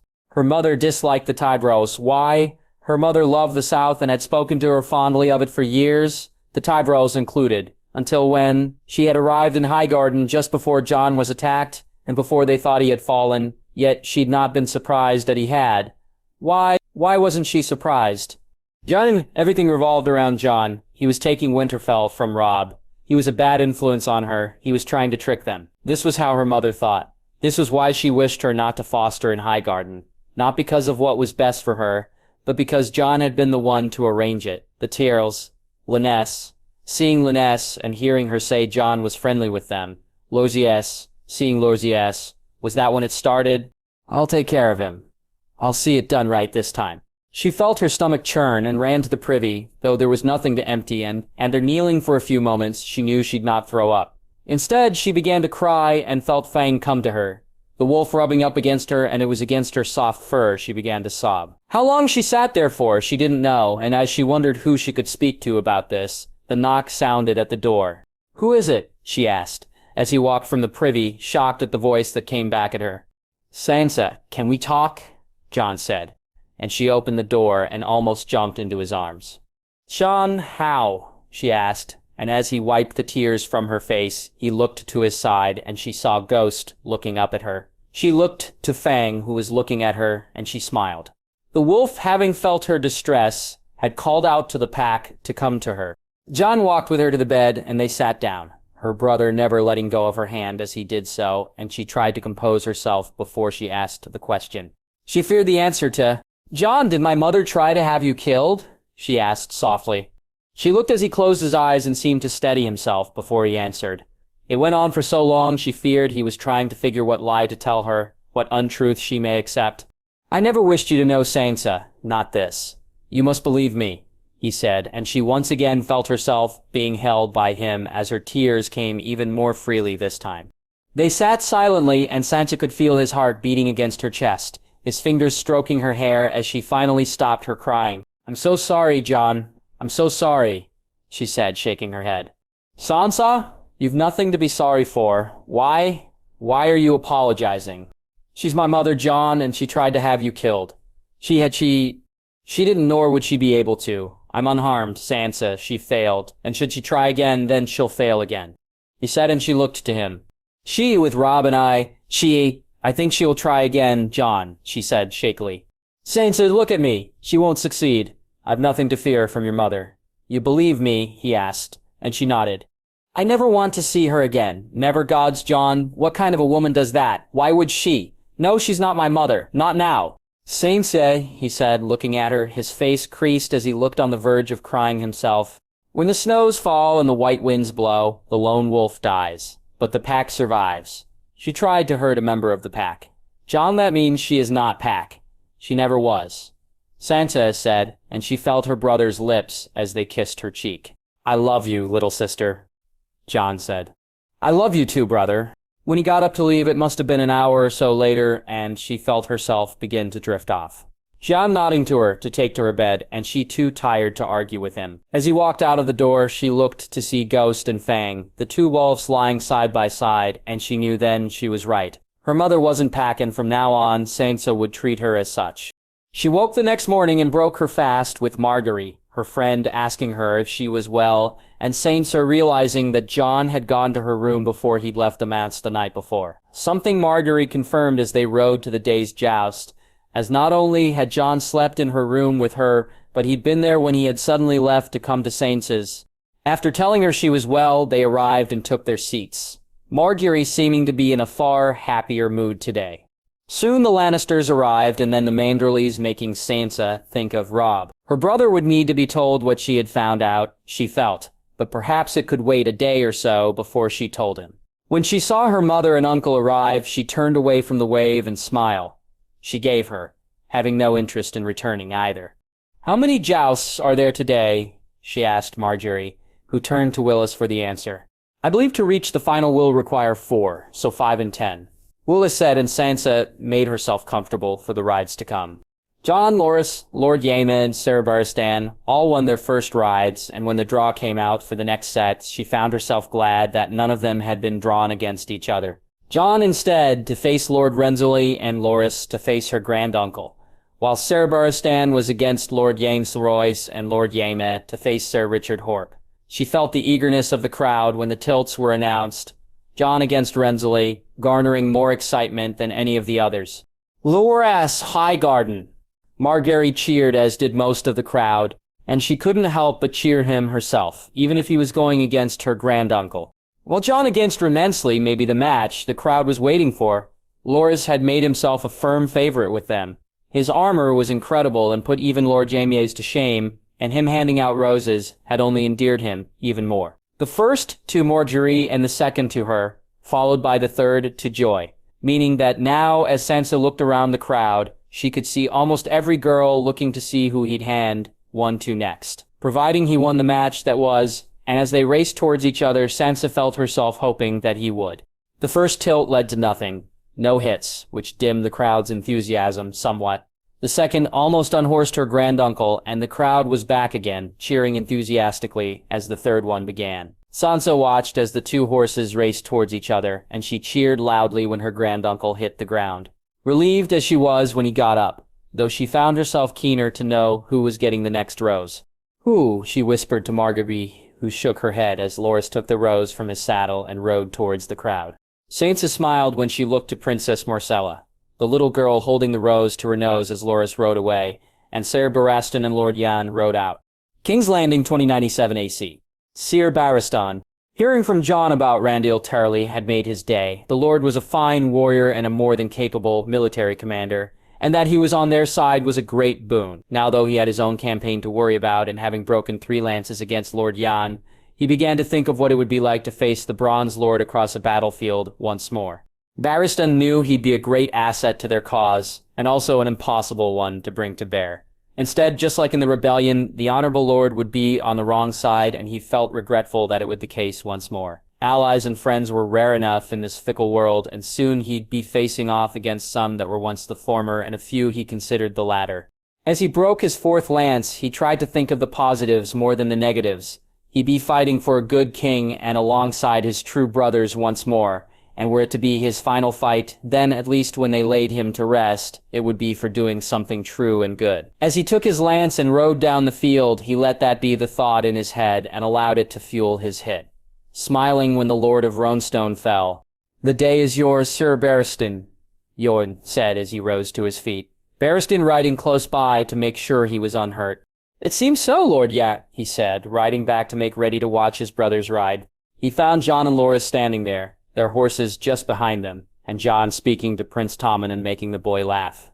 As he dismounted, he saw Sir Richard Horp ride by, and he wished him well, and then did the same to Jaime. Looking once again to Jon and Tommen, he found himself wondering about Marcella and what he may have planned for her.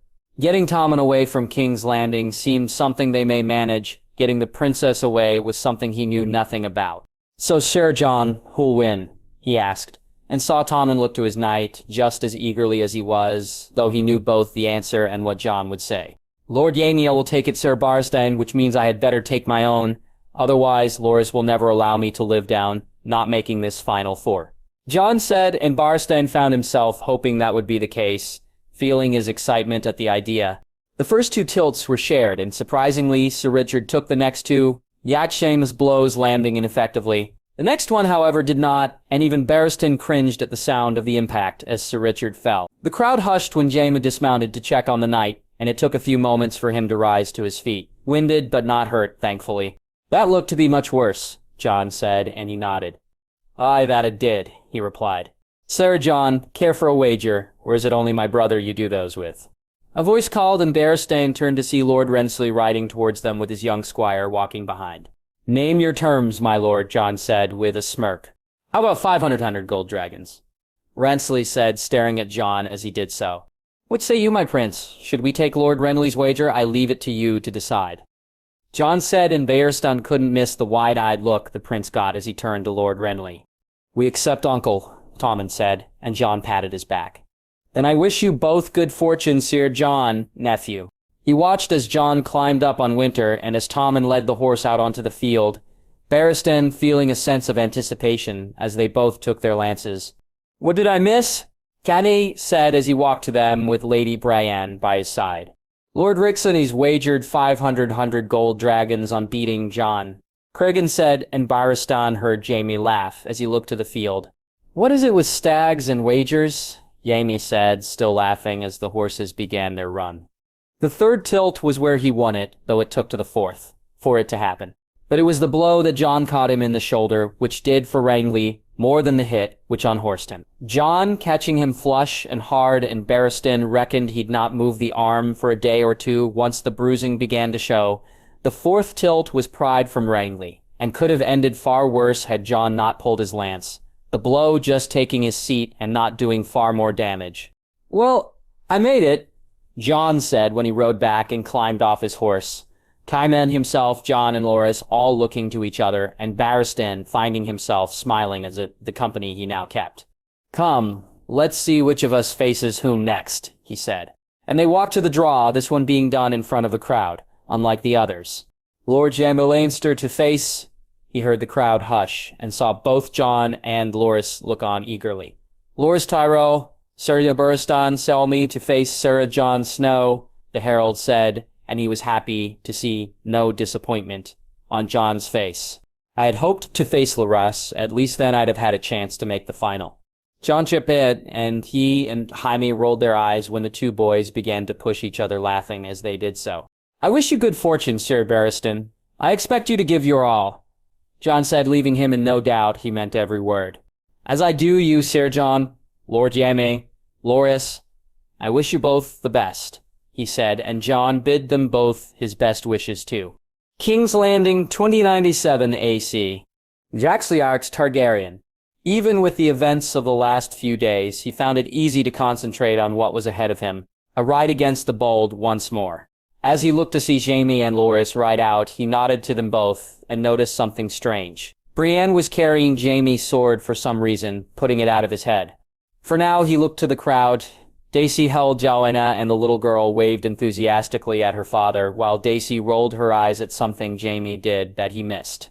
Robert was sitting with Jon Arryn and his wife along with the other two Tullys, and he could see Lady Catelyn's smug smile from here, though it was the conversation going on between Robert and Littlefinger that truly caught his eye. The two men were laughing and japing as if they were the best of friends, and Jay wondered why that was. His attention soon focused on the Tarras, and he saw Sansa and Willis laughing at something, though the Lord was also watching the field at the same time. Lord Mace and Lady Allery looked on with a mixture of pride and worry, when Loras waved and Lady Allery sat close to Margaery and alternated between looking to her and to Loras. Margaery looked incredible, and he watched as she cheered Loras on, feeling the tiniest bit jealous that she could not do the same so openly with him. "They're getting ready, Sir Jon," Tommen said, and he looked from the crowd to the field and saw them ready to make their first ride. "Then we shall wish them both well, my prince, and hope I'm ready to face one of them in the final," he said, and Tommen nodded and shouted out, "Good luck," bringing a smile to Jaime's face. Honor moved a little quicker than Bluebell, and as a result, it was Jaime's lance which hit home a fraction of a second before Loras's did. It took the sting out of Loras's strike, which was a good thing for Jaime, as his friend's was as good a strike as he'd seen during this whole tourney. Both lances broke on the second ride, and on the third, Loras's to Jade's mind, taking both of them just barely.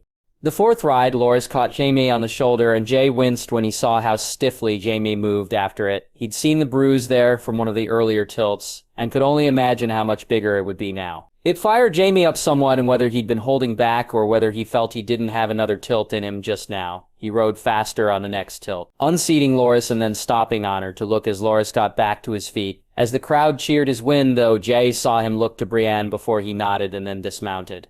"What's he doing, Sir Jon?" Tommen asked, confused, and when Jay saw Jaime speak to Loras and Brienne rush to him, he, like the crowd, hushed. "Loras Tyrell, kneel," Jaime said, and Jay saw Loras pull off his helm. Jax, like the rest of the crowd, cheered a few moments later, louder and more true than he had cheered for almost anything he could remember. Loras stood up, and he could see the tears in his friend's eyes. Everything he had ever wished to be, he was now, and that it had been Jaime to name him, so only making it that much more special. "He's Sir Loras now," he said to Tommen, and the prince looked incredibly excited. "Having never expected to see such a thing this day. Come, we can talk to the new knight later on, my prince. We have our own tilt to ready for."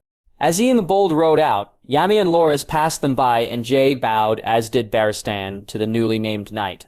Loras's tears now replaced by a smile as he nodded back. Riding over to where Robb waited, Jay looked down at the prince and watched as they handed him the lance, turning ready to ride out against the bold and happy he'd made it this far. Good fortune, Sir Jon, Tommen shouted after he and Winter cantered to the edge of the field and turned ready to ride against Sir Barristan. Seeing the knight at the other end of the field was as imposing as seeing the bold up close, and as they began to ride, Jay prepared for the impact, as best he could. The first lance he managed to easily block with his shield, though he found his own blocked just as easily. The second he got a little more purchased, though it was like hitting a stone wall, and the third was like being hit by one. As he rode the fourth, he began to concentrate on Sir Barristan's movements, even more, looking for any sign to give him an advantage. It wasn't until the sixth that he found it, and the seventh until he was able to try and use it. He rode a little faster, and felt Winter really stretch her legs. Seeing Barristan ready his lance, he lifted his leg from the stirrup and put all his weight on the other one. When Barristan's blow came, Jane had twisted in the saddle, leaving him nothing to push back against the hit. The lance, finding no resistance, put Barristan off balance, and Jay hit his own good and true and watched as Barristan fell to the ground. Fixing himself back in the saddle, his foot still only in one of the stirrups, he turned to see Barristan rising to his feet and rode toward him. The knight laughing when he got there, and James Sierra Lee really then truly realizing that he had won and would be facing Jaime in the final. When he reached the back and dismounted, the prince was looking at him with a stunned and yet happy look, Lors slapping him on the back and Robb cheering him on. Yet, James Sierra could only see Jaime as he walked to his horse and got ready to ride against him for the first time. "You beat the bold, Sir Jon. You beat the bold," Tommen said, and Jay looked down to see the large smile on his face. "My squire brings me luck. My prince. Come, we've one more yet to face," he said, and Tommen almost skipped beside Winter as they followed Jaime out onto the field. He didn't say anything to Jaime as they rode together. No words were needed, and he knew he didn't have to tell him to give it his all. Instead, they rode in silence and nodded to each other when they stopped to face the crowd. "Your graces, my lords and ladies. The final of the joust between Lord Jaime Lannister, the Warden of the West, and Sir Jon Snow, the White Wolf," the herald said to cheers. It was the final, and something that had he been able to choose would have been his choice. Didn't make it any better than it could have been. Jaxley, knowing after the third tilt that though both were trying their best, the ride was far less exciting than it should have been. Why that was he couldn't tell. It wasn't as if they weren't both trying, but perhaps they couldn't live up to the expectation, and he could sense the crowd growing restless. All that changed on the fourth as both of them struck home, and were it not for their will or determination, then he felt either of them would have been unhorsed. In the fifth, they were not one of them, but both of them, as Jaime hit him flush at the same time that Jaime caught him. He landed comfortably and saw that Jaime did so too, and once again he felt the sense of excitement in the crowd diminish. This hadn't been a joust for the ages, and it needed to be more than this. "My sword," he called out loudly, and heard the crowd cheer, as Jaime did the same. He saw Robert moving to the edge of his seat, as did others when he and Jaime stood face to face. While he may not have given them the ride they wished for, he could give them a fight they'd talk about for some time, and as he took his stance, he smirked when Jaime tapped the ground 3 times. "Good fortune, Sir Jon," Jaime said. "Good fortune, Lord Jaime," he replied, and the fight began. He and Jaime had spars which lasted over an hour, and others only a few moments. This was more of a fight, though, and he knew it wouldn't be a quick one. He parried the blows and moved to the side to aim his own, feigning and thrusting at the same time before spinning away from Jaime's riposte. Jaime hit home the first and second points, after a few minutes, but Jaime felt himself loosen up and began to move freer and more quickly than he had been. Thrust, parry, thrust, spin, attack from the left, and spin, then right and feign a spin before attacking with a flurry. When he caught Jaime's shoulder, he saw the wince and knew he could take the day, feigning to go for it again and forcing Jaime to overcompensate to cover it up. The 2 blows he caught him with were on the left side, and he heard Jaime chuckle as the backed off and began again. Jaime soon catching him in the stomach with a strike that would have ended him were he not armored up. The crowd cheered even more loudly when Jab began to throw in more jumps and spins. Jaime easily parrying them all, but he knew how they'd look to those watching on. The riposte he hit caught Jaime on the shoulder once more and gave Jay the edge he needed. Once again concentrating on the other side while Jaime protected his injured shoulder, and Jay felt sorry for the stiffness and pain he knew he'd feel on the morrow. With the score at 4-3 in his favor, he moved in for the kill, feigning sweeping Jaime's legs and making him fall on his injured shoulder. Allowed him to take the roll without a strike back. When Jaime realized he was behind him, it was too late, and Jay held the sword to the back of his head and heard the crowd cheer. "Yield?" he asked, and Jaime nodded. "I yield, Sir Jon. The day is yours." Jaime said, and Jay removed his sword and asked him how bad his shoulder was hurt. "It's a bruise, Jon. Nothing more. Your graces, my lords and ladies, I give you the winner of the joust of the tourney of King's Landing 2097 AC, Sir Jon Snow." Robb came running with Tommen and Winter and helped him to mount back up, before handing him the lance, and Jay rode to where the garland rested, the crowd going silent when he turned back around. He knew what he should do, and yet he could not. Propriety and position be damned, he thought, as he rode to where Margaery sat. "Lady Margaery, I would name you the Queen of Love and Beauty," he said to fevered whispers, and then some cheers when she took the garland and placed it on her head. "You honor me, Sir Jon, and I thank you for this, and for your rescue from my attacker. You, Sir Jon, are a true knight, and any lady would be proud to be named queen by one such as yourself," Margaery said with a beaming smile, and as he nodded and rode away, he heard the cheers and felt the favor at his hip. King's Landing 2097 AC. Margaery. She hadn't taken the flowers off since she'd put them in her hair after the joust, all the way back in the carriage, and now sitting in her room looking at herself in the looking glass. She still wore them, and a smile she'd not been able to remove from her face from the moment Jon had taken the day. She'd felt her heart in her mouth when he was unhorsed, only to see that Jaime was too, and then for them to face each other with their swords. While the crowd hadn't enjoyed the final joust, for her it was the greatest she'd ever seen, and though it had taken the sword fight for the crowd to get excited, it hadn't dimmed her own. To see Jon beat Jaime and then to ride to the garland had been incredible, and she'd felt her heart race the closer he came to her. A part of her cried out in the back of her mind for him to ride past, to crown Joy or Sansa, and yet the largest part of her wished for him to do what he did. Feeling the eyes of the crowd all on her and him had brought up her attack, and the fact that it had been Jon who had saved her from it. Knowing that while there would be those outraged that he'd dare crown her, more would see it simply an extension of that. Jon being a true knight and not only rescuing a lady in distress, but crowning her to help relieve that distress also. So wrapped up was she in looking at herself that Margaery didn't hear the door open or her grandmother come in. "You two are not as careful as I'd hoped," her grandmother said admonishingly. "What did you expect me to do, grandmother? Refuse them?" she replied snippily. "No, but you cannot over-celebrate getting them, Margaery. Not tonight at the feast. Bring them with you. Wear them and dance with Jon, but just the once. You must seem like you're grateful for what he did, but not that you had hoped he'd crown you," her grandmother said. "Very well, grandmother," she said, with more bite than she had intended. "Margaery," her grandmother said, and she found she wasn't in the mood to be lectured. "I said very well, I've agreed to do as you've asked. Can I at least enjoy the fact that my husband crowned me? Grandmother, can I at least take comfort in that?" she said, and saw her grandmother nod before she hesitated, and then left the room. She hadn't meant to snap at her, and she knew her grandmother was only looking out for them both. But she had wished to enjoy it just a little longer. Reaching up to her head, she took the garland off and placed it on the table. She then stood up and walked over to her wardrobe, looking through the dresses to pick out the one for the evening. She smiled when she saw the red and black one. Margaery had never worn it, and she soon found herself looking forward to the day when she could properly wear the colors of her and her husband's house. After bathing and dressing in a green and gold dress, she made her way to Sansa's room to find her friend already dressed and laughing with Mira and Mega.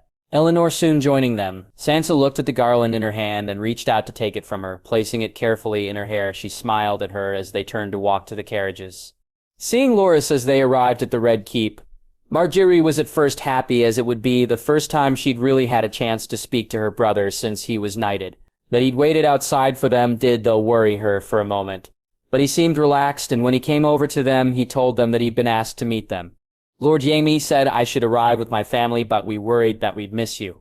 Lord Yaed, "Well then, good sir, would you escort us, ladies? Inside. I feel we'll all benefit from a knight's company," she said, and Loras chuckled as he took her and Mega by the arm. Arriving at the Great Hall, they were announced and walked in to find the room almost full, only the royal family not having arrived yet, and she quickly looked to see where Jon was. She found him easily enough, sitting with the younger Lannisters, and between Martin and Joy, all of them laughing as Jon kept softly slapping Martin on the back, At the announcement of their arrival, though, he looked to them, and she saw him smile when he saw her wear the garland, giving her a small nod and then a sly wink which made her giggle. They were no sooner in their seats than the king and queen arrived along with the rest of the royal family, and Margaery cringed when she saw the prince look her way. The smile on his face belied by the way his eyes hardened when they saw the garland on her head. The first dish was sent to the Lannister table, and she heard her grandmother say to Willis that it was Jon and not the Lannisters. The king was acknowledging. Looking to the table, she saw the king raise his glass, proving her grandmother's words true. Yet again. "You look beautiful, sister. Never before have I seen a queen who deserved it more." Loras laid, and she reached out and took his hand in her own, squeezing it before letting it go. "I thank you, Loras, and you make a handsome and worthy knight, and we're all so very proud of you," she said, and saw her brother swallow a little uncomfortably. "I had no idea he planned that. I'd hoped to be knighted by Lord Jaime, and I knew one day he may.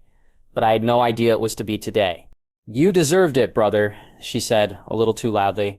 "What? Who deserved it?" her father asked, and she looked to see him, looking at them both. "Glorious father. He deserved to be honored so. To be knighted by Lord Jaime," she said, and she saw her father's eyes fill up with pride. "That he did to Loras," her father said, and they all reached out and took their glasses, raising a toast to the newly anointed knight. Eating the meal was almost a chore after that, not that she wasn't hungry or that she didn't enjoy it, but that she wished to get it over with and for the music to start. Each time she'd looked to Jon's table, she'd seen him look to her own, and when it finally came time for the dancing, she waited eagerly for him to come over. Tradition allowed for the winner of the joust to ask the woman he crowned for the first dance, and that then allowed for all the others to join. So, when she saw him walk to her, she smiled. "Lady Margaery, would you honor me with this dance?" Jon asked, and she nodded as she stood up. "I would, Sir Jon." She ignored the rest of the room and instead just concentrated on Jon as they danced, he looking into her eyes each time he turned her a certain way. "Grandmother says tonight we should only do this once," she said softly. "She's probably right. Others will seek to dance with the Queen of Love and Beauty, and though I'd not wish them to do so, I'll not deny you the opportunity to be fated as you deserve." "I don't wish to dance with another, Jon," she said, and saw him smirk. "No, just this, Jon," he said, and she felt like slapping his shoulder, such was the look on his face. "You are not funny," she said, biting her cheek. "I'm very funny, perhaps. My lady wishes me to prove it. I can act the fool if that's her desire. Shall I make faces?" he said as he hollowed out his cheeks. Margaery shaking her head as she laughed. "Jon," she said reproachfully, and he stopped and looked at her far more seriously, and she found herself staring at his lips as he spoke. "This will be the last time we hide, Margaery. Next time we stand in this hall, everyone will know the truth. On that you have my vow," he said, and she nodded as the song ended. She watched as Jon danced with Sansa and as he danced with Joy, while she was asked to dance by Lord Renly, who she was glad to see favored one of his arms. The Lord's small talk made more bearable by the grimaces each time she pressed down a little too hard. When Jon was called to the king, she heard little of the conversation, only seeing the king laugh and Prince Tommen look on with eagerness, his expression far different than his brother or mother's, and when she heard the cough behind her later on, she knew who it would be. "My lady, it would be an honor to dance with the most beautiful woman in all the realm," Joffrey said, smiling as he offered her his hand. "I thank you, my prince," she said, reluctantly taking it. As they danced, she looked over the prince's shoulder to the table where Jon was sitting. His eyes were focused on her, and she wished so much that she could smile at him and yet knew she could not. Instead, she plastered a fake one on her face and listened as the prince prattled on about how he would have crowned her true, and at least not dishonored her as the bastard had. How she kept her composure, she didn't know, but she was glad when the dance was over, and she could take her seat, turning down the next two that were offered and only accepting when Loras asked her to take to the floor. Even then, it was more to keep away from the annoying people who kept coming her way. She did smile when she saw Jon lead Prince Tommen to his table, the boy blushing adorably when asking Joy to dance. When the night finally ended, she was glad to be heading back to the manse, and even more so to see Ghost sitting in the garden with Fang waiting for her. While not the same as laying in bed with her husband, she had found her nights since the attack far better with Ghost beside her than without.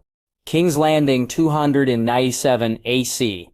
Robert Baratheon, his head hurt as he stood in the privy and pissed. Once he was done, he staggered to his bed and readied himself for the day. Who the girl was the night before, he had no idea, but he was glad she was gone. When he woke up this morning, after dressing, he walked to the dining room to find his wife and children already there, breaking their fast, his daughter giving him a bright smile, which he returned as he sat down. It wasn't until he was eating the bacon that he noticed the looks on the face of his sons and his wife. Joffrey was sitting with a smug smile while Cersei's switched from that to glaring at his other son. As for Tommen, his expression surprised him. Never before had he seen him so angry, and for some reason it made him feel a tingle of pride. Something he'd been feeling more and more of with Tommen lately. "Will you be meeting up with Ser Jon today, Tommen, doing some practices?" he asked, and his son tore his eyes away from his mother and looked to him, the fire in his eyes taking him aback for a moment. "Mother says now that the tourney is over, I have no need to be with Ser Jon, father," Tommen said. "What's that now?" he asked, looking to his wife. "My love, we agreed that Tommen could squire for Jon Snow for the tourney. It's over now. I think it's time we found him a more suitable knight," Cersei said with a smile that always seemed to raise his ire. "Who's more suitable than the winner of the melee and the joust?" he said, looking to see Tommen nod his agreement. "We agreed, Robert," Cersei said. We agreed, and then the lad won both events, with our son serving as his squire. Who is there better for Tommen to learn from than such a knight?" he said, and was surprised when Tommen answered before Cersei could. "He also helped train our cousin Martin, who won the squire's melee, father. Ser Jon told me that he could train me to be just as good," Tommen said, and Robert found himself smiling at the thoughts of seeing at least one of his sons compete. "I'm sure he could," he said, and glared at Joffrey when he snorted. "Far better than any attempts to train your brother anyway." "Robert," Cersei exclaimed loudly. "What? At least one of my sons should be able to wield a damn sword.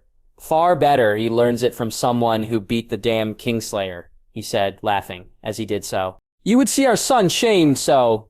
Shamed to be squired to a bastard," Cersei said angrily.